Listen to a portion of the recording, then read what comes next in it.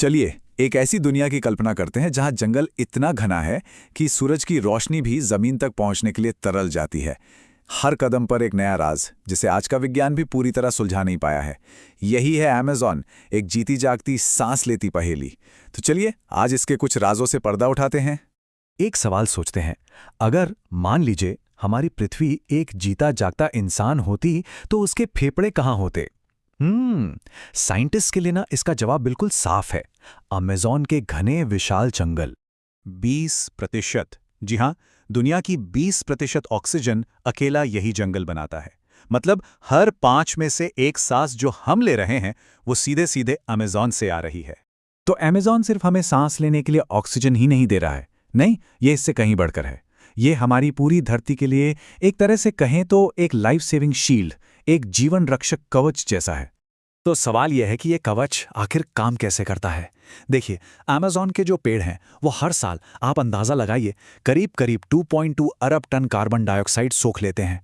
ये वही प्रदूषण है, वही CO2 है जो हमारी फैक्ट्रियों से, गाड़ियों से निकलती है, और ये जंगल बिना किसी शोर के चुपचाप उसे अपने अंदर खींच लेता है। अंदाज़ा लगाइए, ये जंगल इतना बड़ा है कि ये 9 देशों में फैला हुआ है।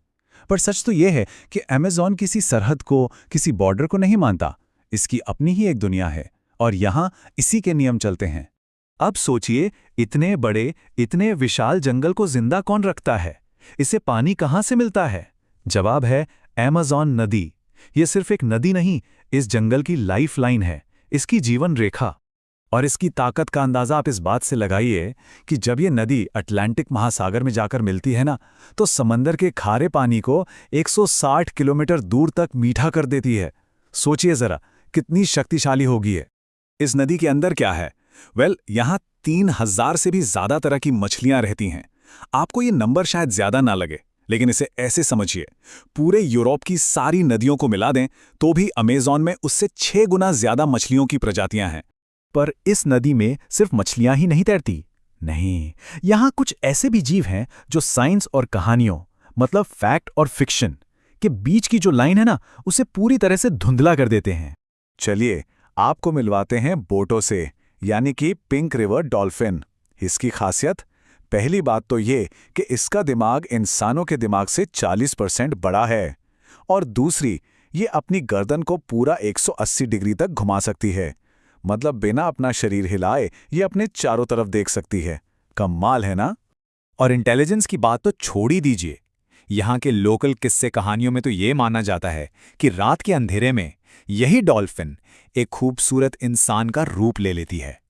और बस यही तो अमेज़न का असली जादू है, जहाँ साइंस और रहस्य एक दूसरे में घुल मिल जाते हैं।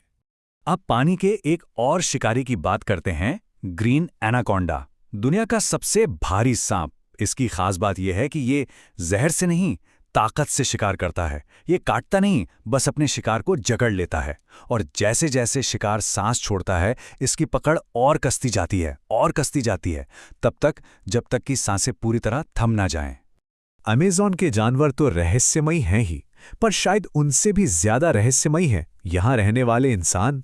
पता है, यहाँ आज भी, आज के मॉडर्न जमाने में भी ऐसे समुदाय हैं जिनका बाहरी दुनिया से कोई लेना देना नहीं है। वो पूरी तरह से अलग थलग रहते हैं। ये कोई कहानी नहीं है। ब्राजील की सरकार का ऑफिशियल एस्टिमेट है कि अमेज़न के जंगलों में 100 से भी ज्यादा ऐसी जनजातियां रहती हैं जिनका बाहरी दुनिया से, हमसे, आपसे कोई कांटेक्ट नहीं हुआ है, जीरो कांटेक्ट।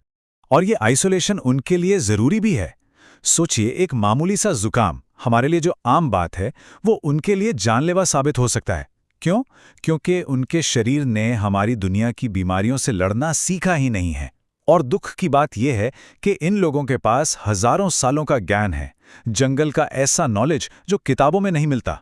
और अगर ये लोग खत्म हुए तो वो ज्ञान भी हमेशा के लिए खत्म हो जाएगा। लेकिन शायद अमेज़न का सबसे बड़ा, सबसे गहरा राज इसके घने पेड़ों के नीचे जमीन में दफन है।